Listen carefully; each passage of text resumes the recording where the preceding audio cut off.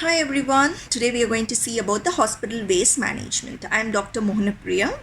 So the hospital waste management is that the waste which has been generated in the medical facility has to be properly disposed because it is very at most important for the laboratory personnel, healthcare professional and also for the community. So, concerns about the transmission of the HIV and hepatitis B have led to the usage of universal precautions. So, you assume that each and every patient to be potentially infected with any bloodborne pathogen and handle the specimen and deal the patient in that perspective because you don't know which patient is suffering from which disease. The next point is that when you transport any body fluids from the medical center to the laboratory, always use leak-proof impervious bags. Use gloves when you are handling the body fluids and blood specimens.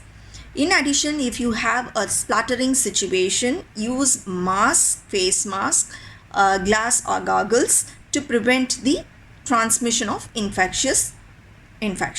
And also use a coat, preferably a wraparound coat in the laboratory premises because the wraparound coat gives you much more protection when compared to any other coat.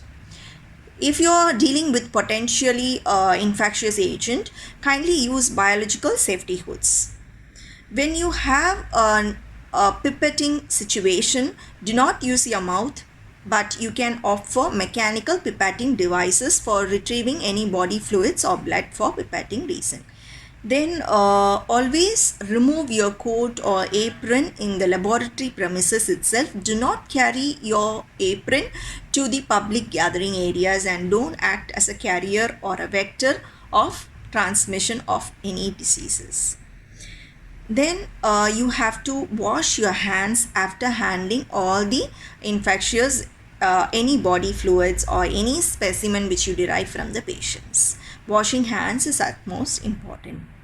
If you have spilled some of the body fluids and blood on the working area, kindly decontaminate that area with the proper disinfectant. When you have to use the needles and syringes, look for any alternatives when handling in the laboratory specimens because the needles and syringes should be kept as the last option when handling any biological specimen or body fluids. When you don't find any other alternative, then the last option you can use a syringe and sharp needles. So if you follow all these universal precautions, you are less likely to be infected with potentially bloodborne pathogens. Now we are going to see about the segregation of waste. We always use covered containers for the segregation of waste. One, the black plastic bags are used for the non-infectious waste. Yellow plastic bags are used for the infectious waste.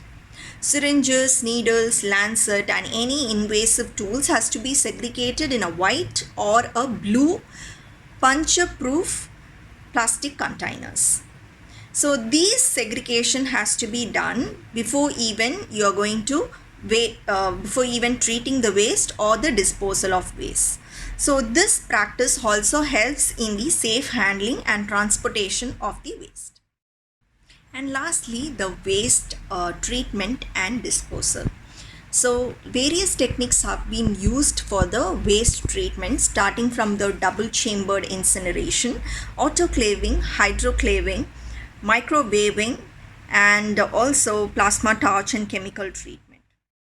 Coming to the waste disposal, when it is a solid waste, you can, after the waste treatment, you can dispose it with a landfilling or deep burial. If it is a liquid waste, you can put it in a sewage after the waste treatment, not directly. And if you are using incineration can also be considered as a disposal method. So for each and everything, we have to properly use the universal precautions first, followed by the segregation of waste. Then we have to properly treat the waste and lastly the disposal of waste. So these are the steps for the hospital waste management. If you like the video, kindly subscribe to Dental Shots and have a great day. God bless you all. Thank you.